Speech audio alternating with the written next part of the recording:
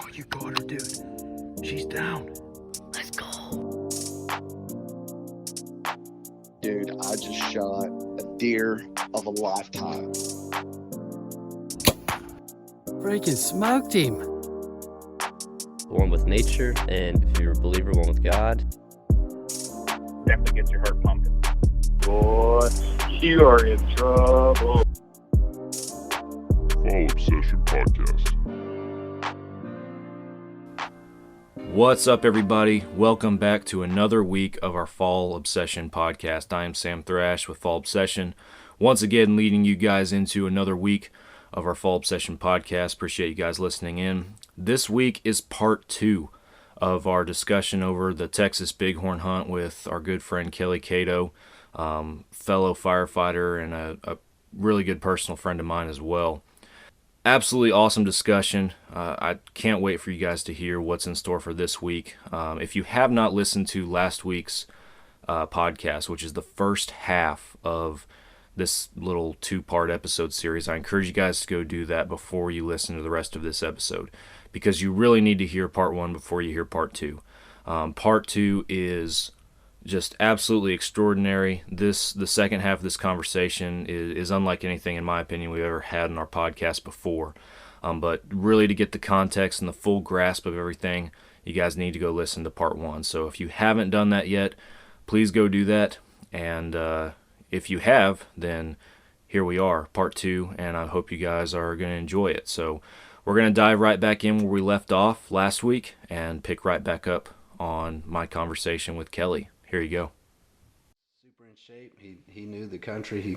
But it was just a grueling hunt.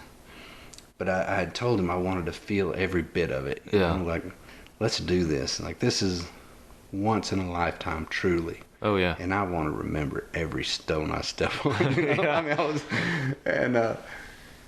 so he did, but it was great because he loved it, because he said, the last several hunters, if you pay $107,000 to hunt, you're probably not gonna grind the way that we grinded. Yeah. Probably not gonna see the country that we saw. Yeah. And he kind of shared that with me a little bit. Yeah. That he was enjoying hunting. Actually hunting. Yeah. Hunting, yes. And so we embraced the suck and made it happen. But I forget what day it was, but those rocks and stuff finally took their toll on Waylon's knees and twisted his ankle, and it was, I remember, it was our last day. It was the last day. It was 5 days. So this was the morning of the 4th day, and the 5th day was a storm was coming in. It was going to rain all day. Oh, I gotcha. So it was now or never. Yeah. And the cool thing about sheep is you can put them to bed. You sit there and you watch them. If you find one, you watch them until they lay down, and then you get out there at the ass crack of dawn. Get out there, and be ready to hunt the next morning. Yeah. Whenever they get up and start feeding. So that's kind of what had happened. And that morning, his knee and ankle were swole up, and he was kind of hobbling along, and we went, probably a couple miles or something, and Justin set us down, and he was like, "Hey, look, if y'all wanna hunt together, we're probably not gonna cover much ground right now, Mm-hmm. He said, if we're gonna get on this ram today, we're gonna have to haul ass across here. And So y'all already had your eyes on one, I guess, from... We had an idea from the day before. Okay, I got you. We put one to bed where Gotcha. we felt really comfortable where he was. And Waylon just, the environment just took its toll on him. So he said, "Hey, look, just let me go back to the bunkhouse." Yeah. And as any good friend would do, I cut bait and sent him on by himself.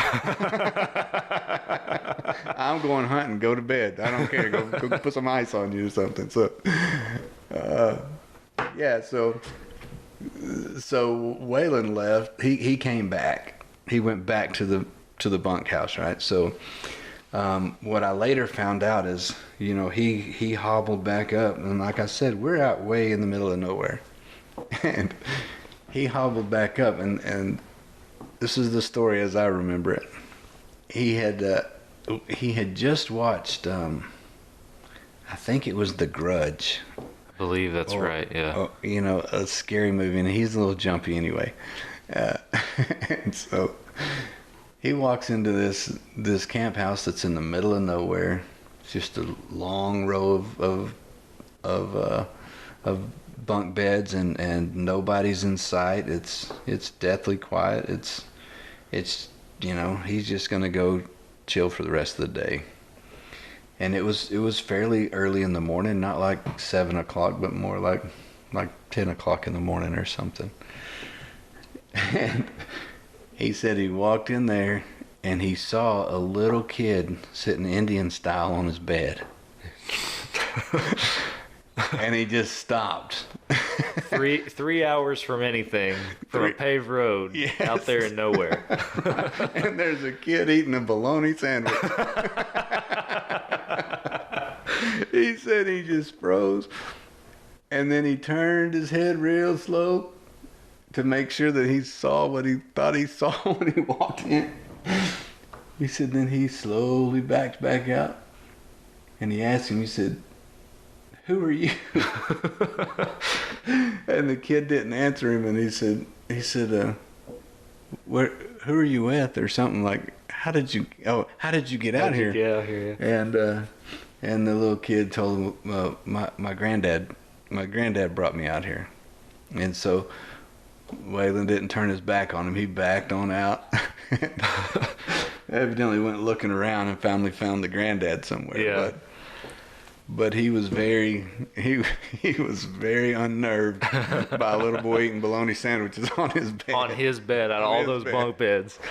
Yeah. So just real quick for our listeners' sake, we have had Waylon on the podcast before, and he actually did tell that specific story, his side of the bighorn hunt. Obviously not as detailed as yours, but mainly revolving around this experience at the camp house. I believe it's episode 26, but if guys want to go back and listen to him actually tell the story from his perspective, it's pretty entertaining. So, but yeah, that's crazy. Yeah, this would definitely have been the highlight of his trip. This would have been his pinnacle of the hunt. He described it as such. So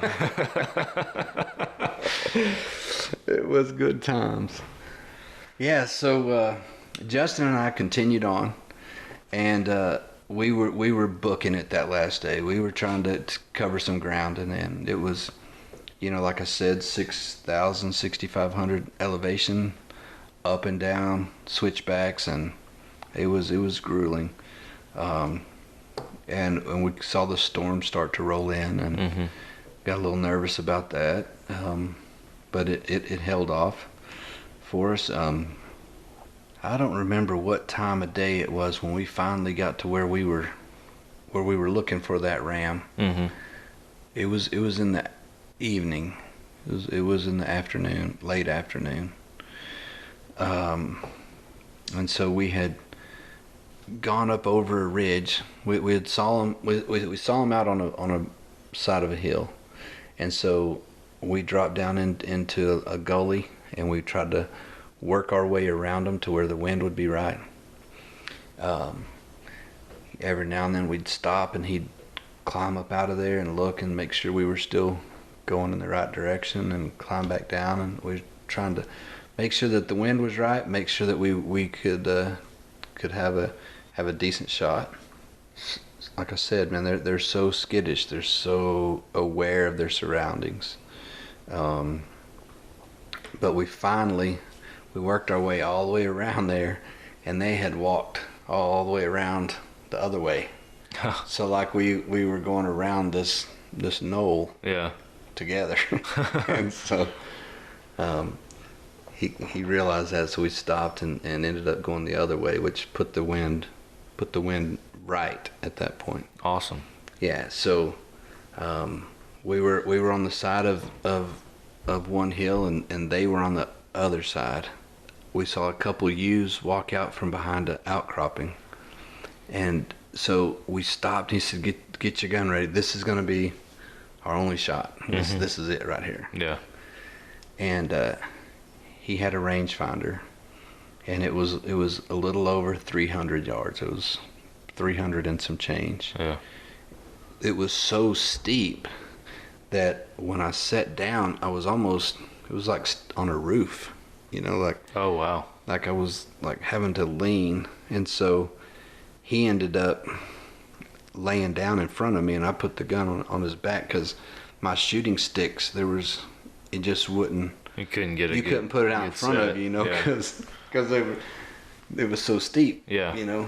So he ended up laying down, and I laid it across him, and it was 300 and some change. That ram came out, and beautiful broadside, and I popped him. I sent it downrange, man, and it was beautiful. It was bam. And Waylon said he heard it from the camp. Oh, no kidding. Pow! And that thing tumbled, and it went down, and it got up, and it took off running. No kidding. And so I was like, put another one in. Yeah. Pow! I hit it, and it went down nose first. I was like, oh my gosh. He got back up, took off running. What? It's like, oh my gosh, this is with a 7 mag. And I mean, I'm nailing him, and then you hear it, boom. You hear it hit him, yeah. Yeah, I'm putting good shots downrange, and I shot him a couple times, and then he went up on this outcropping. We're like, okay, we're gonna let him die. And we sat there and waited, but the sun was going down. We thought, man, we better get over there, because we still had to get off of our mountain and back up on top of his mountain. Yeah. Because we were just on opposite valley. Yeah. A valley separated us. And so my guide said, hey, I'm going to stay here, and I'm going to watch. I'm going to watch him to make sure if he starts moving, I'm going to tell you, because it was going to be, it was going to be a trek down and back up. Yeah. So I go down, and I start coming back up, and I know he's not dead, and we didn't have radios or cell phones or any kind of communication, just hollering. Yeah. And Justin started hollering. He said, he's standing up. He's 100 yards right in front of you. And I was like, man, I don't see him. I was looking so hard, and he's like, he's right in front of you, 100 yards. I'm like, I don't see him. I kept moving up. 50 yards. He's 50 yards. He's right in front of you, dude. Shoot him. And I'm like, I can't see him. I can't see him, yeah. I don't know if it was rocks or what, and he kept hollering at me, 30 yards. And I was like, 30 yards? Like, he is not 30 yards. Like, I can see him. He's not there. And he was like, he's right in front of you. And I'd already shot him, like, I want to say either 3 times or 4 times. Whenever I come up over the hill where he was, and we made eye contact, and he came running right at me, full speed, straight ahead. What? I thought we were going to do like one of those Mountain Dew commercials where there's 2 rams.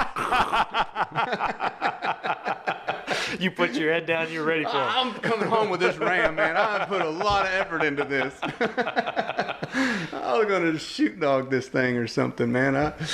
But I raised my rifle up, and it was so close I couldn't see through the scope, because he was right there, and he was running straight towards me. But he wasn't actually like going to ram me. What it was we were on a peak. Yeah. And so when I came up over that peak, he wanted off that peak. Yeah. And the way to get off that peak was behind me. Okay. So that's where he was going. That's what I assume.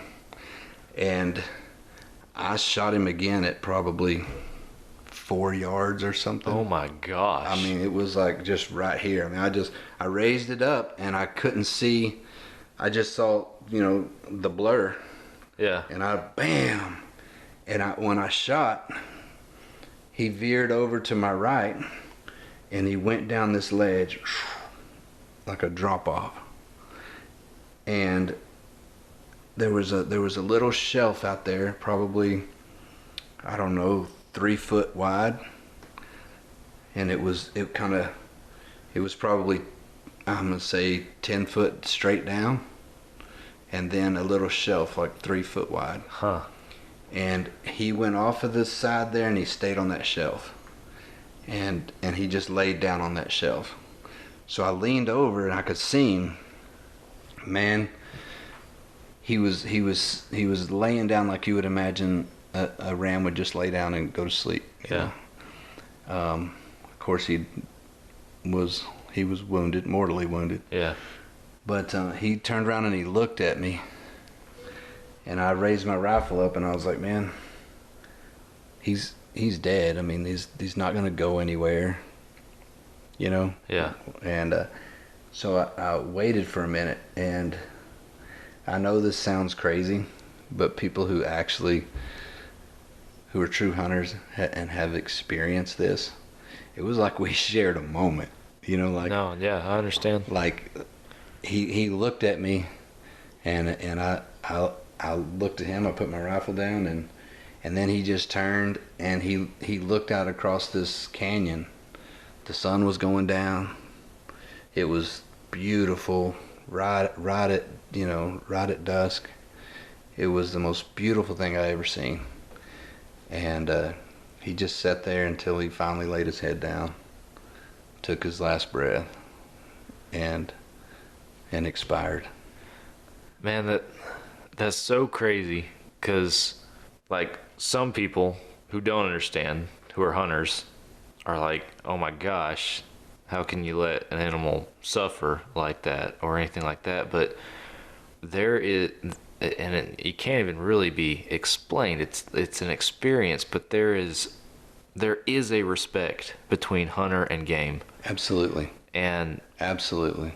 Again, it's not something you can just talk about and be able to convey to somebody. It's something that you have to experience it.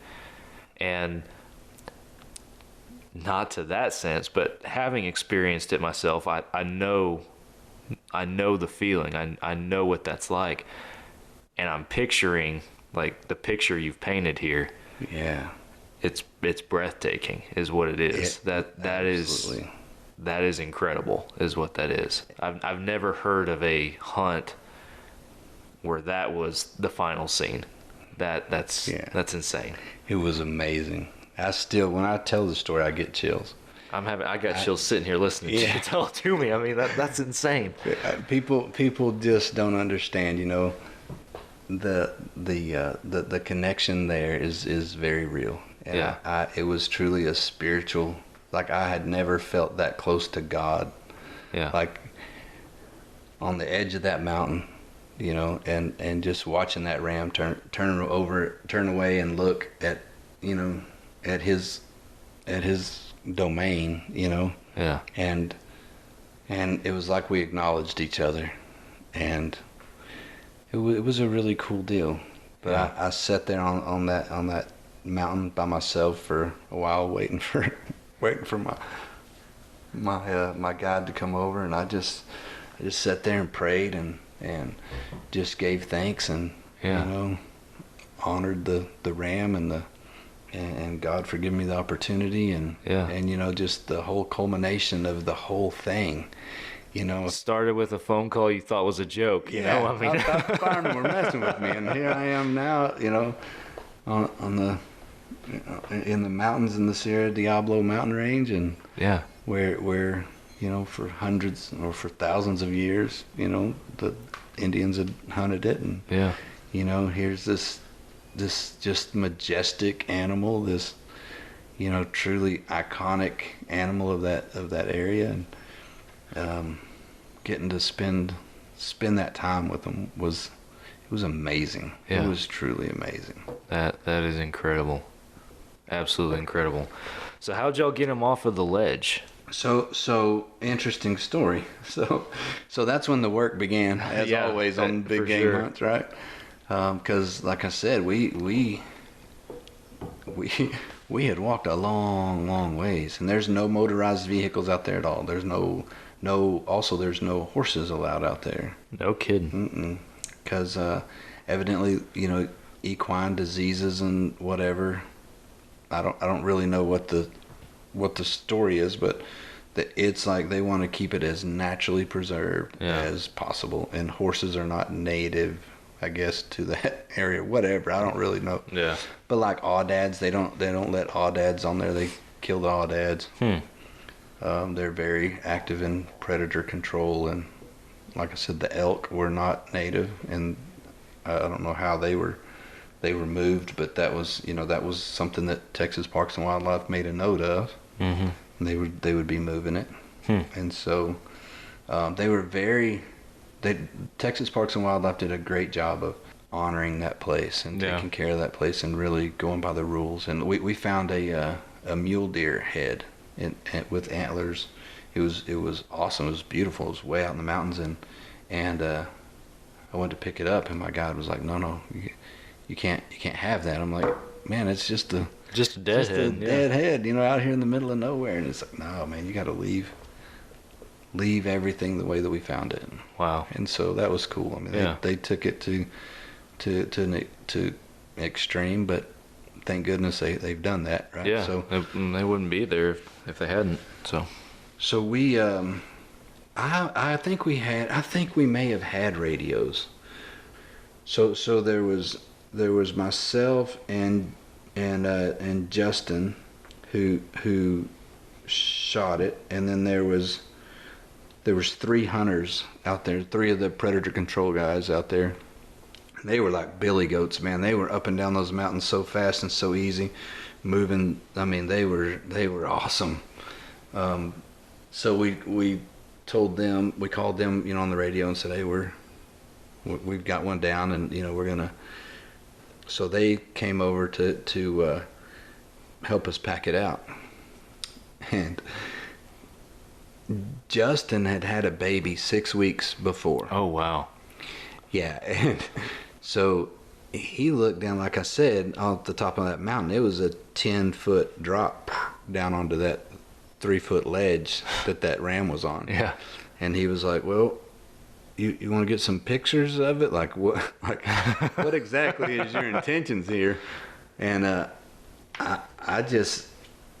what I wanted was a truck company. I wanted some guys who had some ropes and harnesses and pull systems or haul systems, and that's what I wanted, was a truck company, but I didn't have that. So I said, "No, man, I'm getting that ram. Like, that's not an option. Like, I didn't come here not to get him. Yeah. Yeah, no, that thing is he's coming home with me." So yeah. I took a bunch of pictures while I was up there too, and where he was, and took pictures of the shear wall and where all of it. And he's like, "Man, I'll go if you really want to go get it, I'll go get it." I was like, that's happening. Like, We got to get it. Yeah. You don't have to go. I mean, you got a baby at home. I get it, but I had a moment with this thing. And so we scaled that wall. We climbed down that wall, and it was very, very scary. I crawled over it, to the head, and he was by its feet, and we started moving it like a little bit at a time on that ledge, and because it's still, we're on a mountain, Yeah. and so we started dragging it, and was like, how are we gonna get this thing up that rock wall, Yeah. So we ended up gutting it right there on the thing. We just turned him over and gutted him. Yeah. On that ledge to at least Shed make it a some little weight, bit light. Yeah. But those ram heads are heavy. That was going to be a question I asked later, is how heavy that thing really is. It was really heavy. And so he asked me, he said, "Did you want a full body mount this thing?" And I looked, and it was missing part of a leg.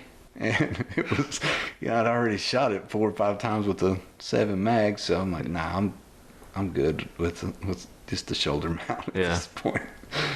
My taxidermist isn't that good, I don't think. So we gutted it and moved it over, and then it was truly one step at a time. We'd take a step, move it a few inches, take a step, move it a few inches. We did that, and we got it to the top, and then we caped it out, quartered it up, and by that time those other guys had showed up. It was well after dark at that point. Oh yeah. It was well after dark, and it was cold, and that storm was starting to blow in. We started packing it out, and we walked and walked and walked until the sun came up. Wow. We came up out of the valley when the sun was coming up. Wow. Which I also thought was breathtaking. Yeah. And it was kind of it was just a really cool feeling of,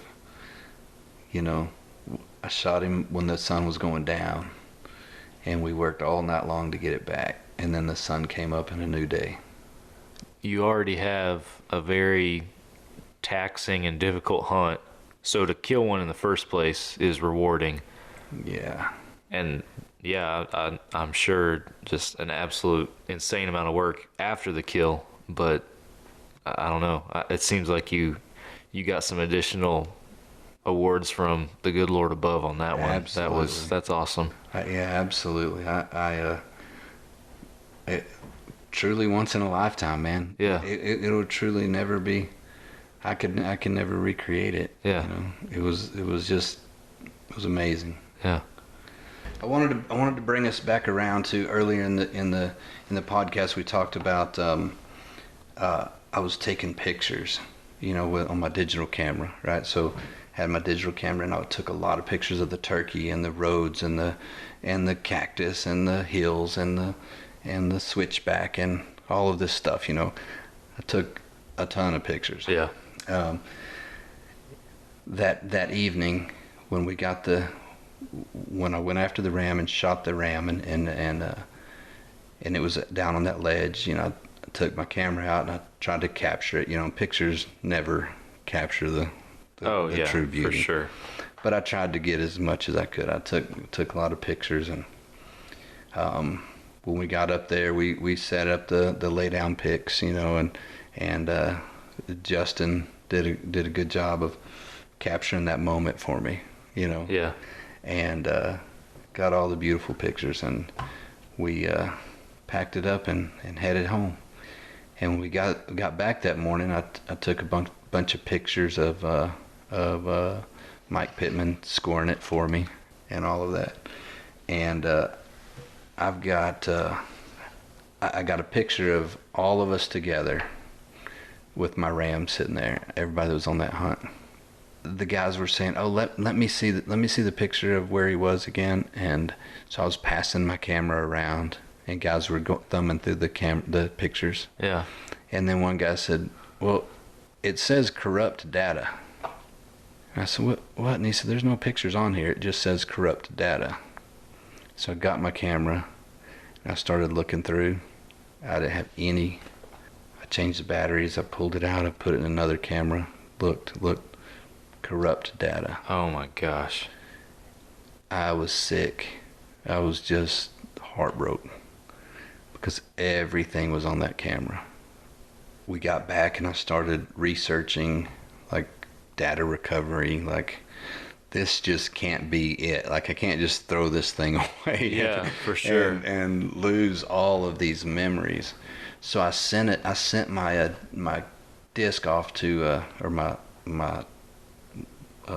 memory card. Yeah. I sent it off to a place in Denver, and they called me back a few days later or whatever, and was like, "Okay, we were able to recover about half of your pictures." I was like, "Oh, thank you. Half is better than nothing, right? So Yeah. please let me get those, send those back, and so they're like, "Man, it's expensive though, man. It's like $50." And I was like, "I paid $50,000 at this point, man. I mean, this hunt means this much to me, Yeah. Yeah, absolutely." So I got my pictures back, and I I ran to the mailbox. I opened it up, and there were pictures in there of the turkey that I took.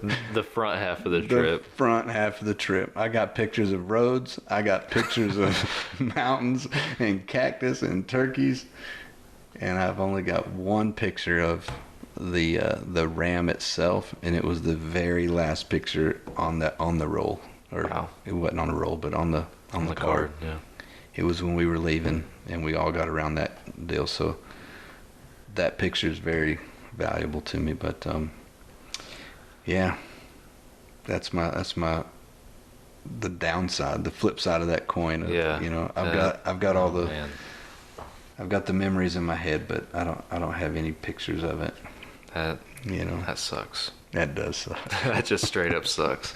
But they told me, they said keep it because with technology changing or whatever, you may be able to revisit that, and somebody else may be able to fix it later. So yeah, I think this podcast is going to renew that the desire to get my pictures back. I was gonna ask. We're 04, so we're going on 17 years since this hunt. Have you revisited here lately the idea maybe getting those looked at? I haven't, but I'm going to. Yeah, I think that'd be pretty cool if they could come up with that and almost get to see it 17 years later, something I didn't get to see then.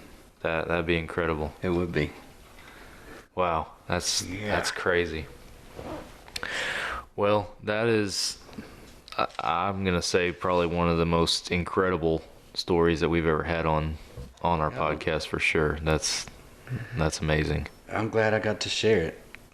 When we got back, when you shoot a bighorn, they have to they drill a hole in the horns, and a Texas Parks and Wildlife guy has to score it. Mm-hmm. And then they drill a hole in the horn, and they put a metal tag in there, and I'll show it to you. But it's a little round metal tag with a number on it, and that's how it's some kind of tracker, so that you can't, like, I couldn't go shoot another one and just say that's the one I shot. They so we did that when we got back. Mike Pittman and Clay Brewer were there, and they measured it, and it was obviously the biggest trophy of my life. Yeah. And but I missed the Boone and Crockett mark. I shot at 159 and 2/8, and I think we saw that 160 was is the Boone and Crockett mark. Wow. Fractions of an inch. Just missed the mark, yet still hit it dead on. Wow. It was incredible. That's awesome. And I know that I mean, a record book ram would be, like, to actually be in a record book, would be pretty cool.